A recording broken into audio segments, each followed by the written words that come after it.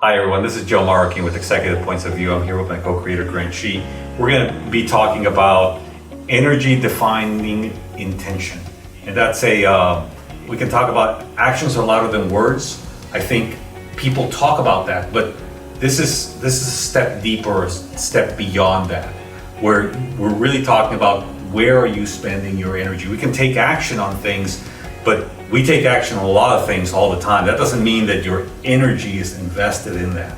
And so, Grant, what are your thoughts on this? Yeah, like you said, Joe, we've all heard of actions being louder than words. And while that is absolutely true, here at Executive Points of View, we do want to take a closer look at what that means. And to me, what you described as energy is really what are the things that you're obsessing over? What are the things that are so core to you and truly ignite your passion, and the things where I think the differentiator between energy and action really for me comes down to, what are the things I'm willing to be critical of myself and in others, as well as praiseful for.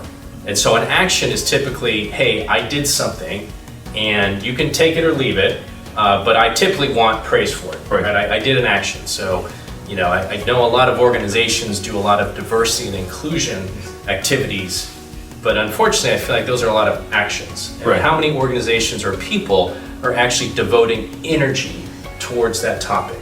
And how many people are obsessing over it and making it part of the fabric of all their decision making and in their thought process, and critiquing themselves to say, am I giving this problem enough of my own energy, right? Am I obsessing about the problem more than I'm obsessing about You're giving the it solution? attention. You're giving it attention and energy and time. Right. And I've Because our actions can be box checking. Right.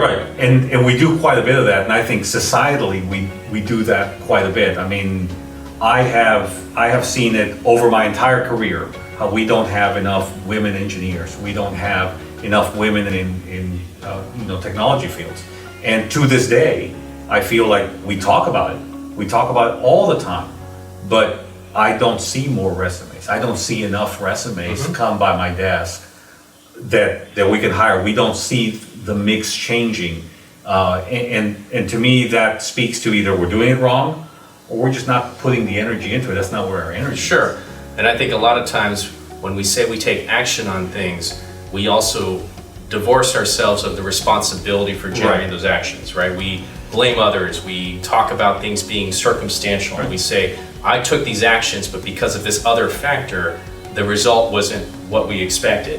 Whereas I think if you put energy towards something, you then take accountability of that. You then take the burden of failure or success into yourself. And I think for a lot of executives, that is the big differentiator there that says, what are those items where I'm really spending energy, where I'm really saying I'm ignoring or at least not relying on the excuses of this didn't happen or an external factor didn't go my way, and saying what is it that I can control, what is it that I can do better, what is it that I can ask of myself or others to do differently or more of, or an alternative way. I'm really owning that. I'm really internalizing that. Thinking through that problem, spending the time, spending the energy on the problem to say, it's not going the way I want it to go.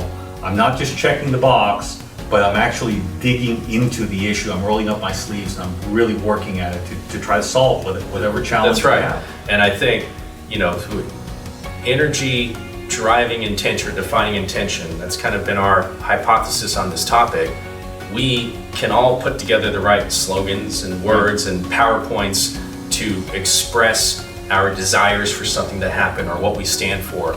But in terms of where we spend our energy, I think that is going to be ultimately the determination of what our true intentions are. Right. There's no other way to sugarcoat it. That's right. That's the way. That's right. All right. Yeah. Well, thank you for listening to this talk on Executive Points of View. We'll hope you join us for the next one. Thanks, everyone.